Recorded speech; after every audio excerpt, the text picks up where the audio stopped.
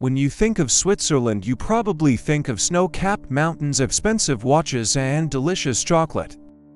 You think of a peaceful, neutral nation that has managed to avoid the horrors of war for centuries.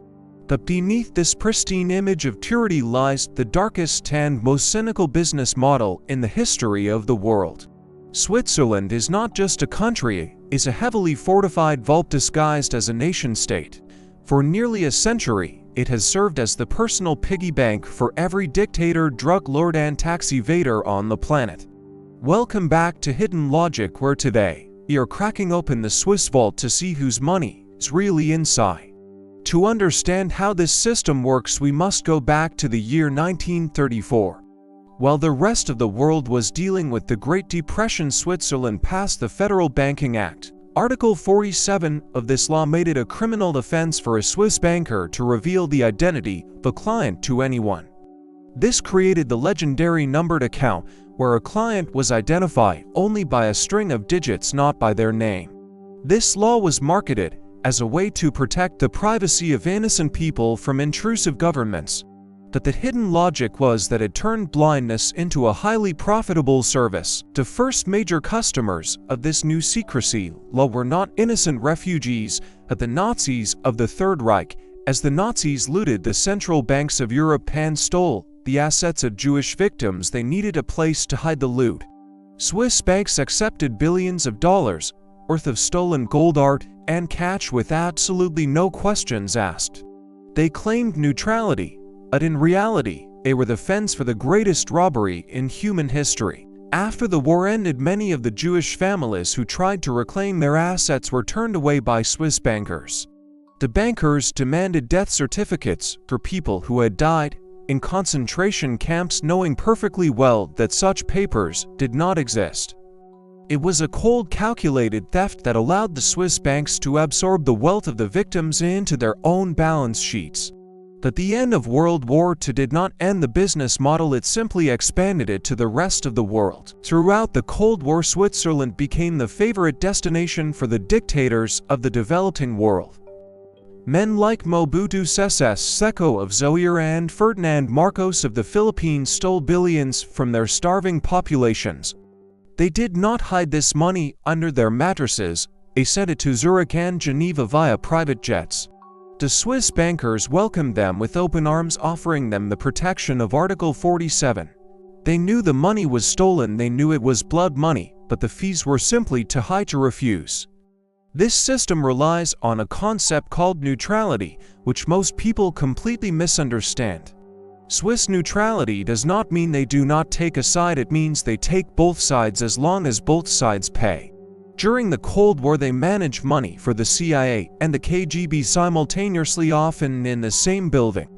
But in recent years, the cracks in this wall of secrecy have started to appear thanks to whistleblowers and data leaks. The most famous of these was the Suisse Secrets leak involving Credit Suisse, one of the pillars of the system. The leak revealed that Credit Suisse held accounts for human traffickers, murderers, and corrupt politicians well into the 21st century. They had accounts for a human trafficker in the Philippines who was convicted of enslaving people. They had accounts for the family of the Egyptian dictator Hosni Mubarak worth hundreds of millions. They even held money for the Venezuelan oligarchs, who we discussed in our previous video about the collapse of Venezuela. The bank claimed that these were legacy matters, but the data showed that many accounts were open long after the crimes were public knowledge. This exposes the lie of compliance and due diligence that these banks claim to follow. The hidden logic is that a bank will always accept dirty money if the penalty for getting caught is smaller than the profit. I want to pause here because the debate about financial privacy is more relevant today than ever before.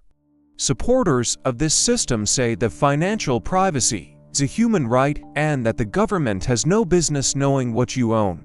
Critics say that total secrecy is only useful for criminals and that transparency is necessary for a fair society. What do you think? Is banking secrecy a fundamental right, or is it a tool for evil? Go to the comment section right now and type privacy if you believe your money is your business alone. Or type transparency if you believe that secret accounts should be banned to stop corruption. But the story of the Swiss vault has a twist because the United States eventually decided to break the lock. After the 2008 financial crisis, the US government was desperate for tax revenue. They launched an aggressive attack on Swiss banks, forcing them to reveal the names of American tax evaders. They threatened to cut Switzerland off from the US dollar system, which would have destroyed their economy overnight. Under this pressure, Switzerland capitulated and effectively ended banking secrecy for American citizens. This was hailed as a great victory for justice, but there is a massive hypocrisy hidden in this victory.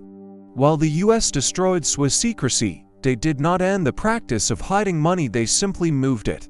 Today, the new Switzerland is not in the Alps, is in the United States, specifically in states like South Dakota and Delaware. The US has become one of the biggest tax havens in the world for foreigners refusing to share data with other countries. So the money that left Switzerland did not disappear, it just moved to Reno, Nevada and Sioux Falls, South Dakota. The banking cartel protects its own, and when one vault becomes unsafe, they simply build a new one somewhere else. However, the physical vault is becoming less important in the digital age. The new frontier of hiding wealth is not in a mountain bunker, on the blockchain, and in complex corporate structures. But the legacy of the Swiss vault remains the foundation of the global shadow economy. It taught the world that money has no smell and that morality is a luxury that bankers cannot afford.